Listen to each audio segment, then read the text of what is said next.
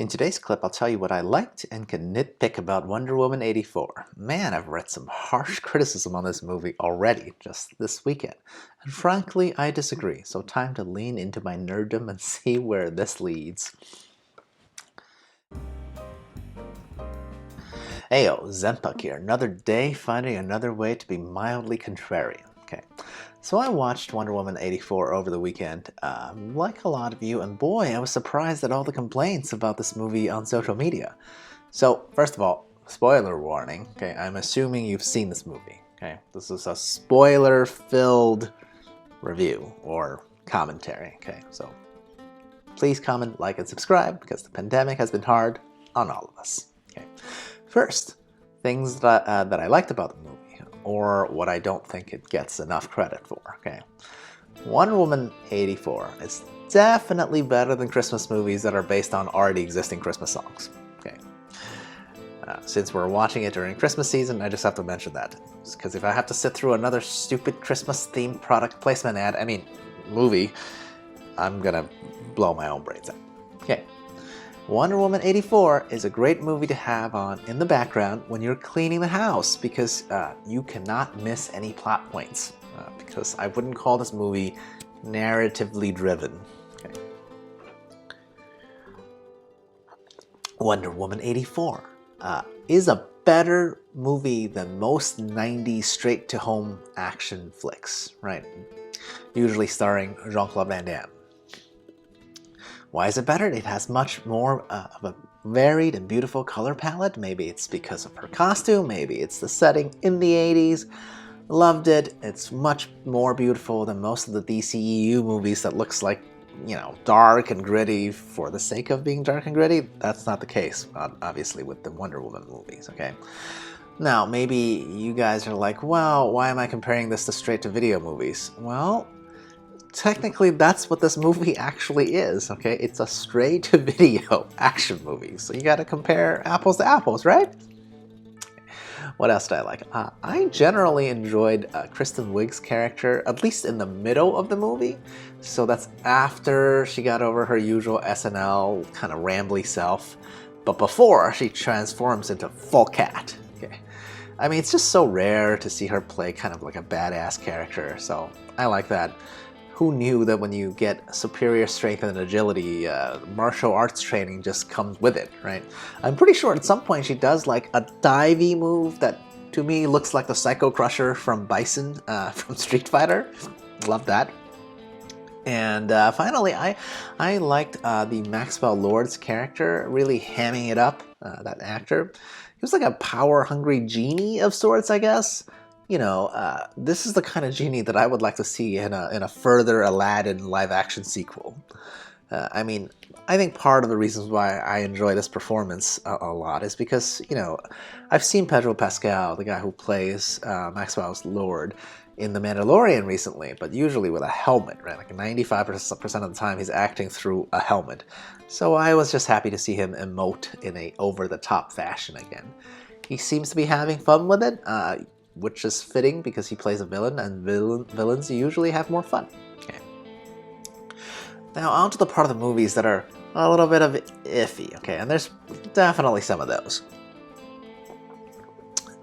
One on that front, the curious mall opening sequence where Wonder Woman goes up against 4 separate bad guys, right?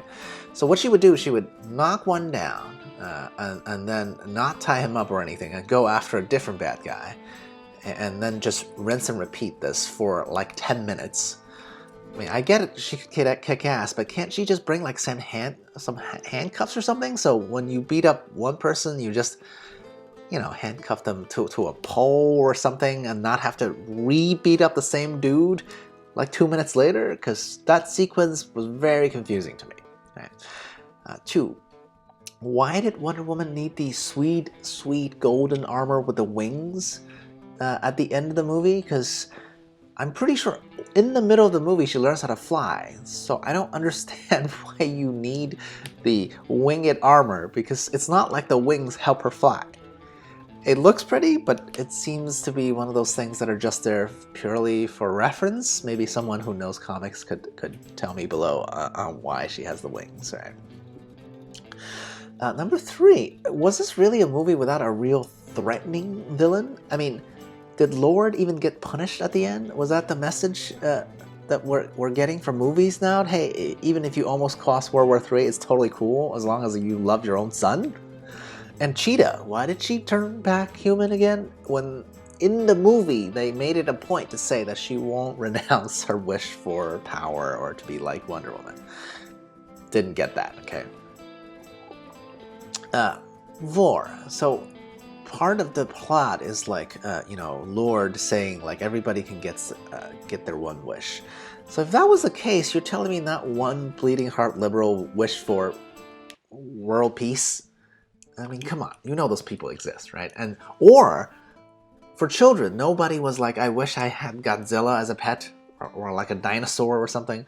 This part just feels like wasted potential, right? Especially when they've already demonstrated that for Kristen Wiig's character, you can actually get superpowers via wish. So this frame for magic just opened up, I think, way too large can of worms.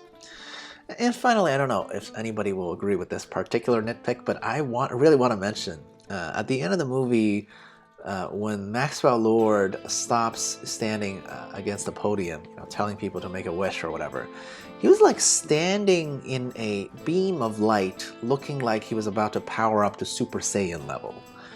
What was that tube, and why was that in a government communications facility? I was just like super confused by that whole structure. Okay, yeah. Okay. In conclusion, all right, there's definitely a lot of plot points with regards to wishes that made no sense to me, or apparently anyone else. Okay, but I guess my standards are getting lower for big budget action movies, as I did not actually mind this that much. I mean, it was kind of fun to just roll with it, so whatever. Okay. Overall, I also kind of like how Wonder Woman won the day via speech rather than, you know, fighting or shooting laser beams out of her bracelets or whatever. Okay.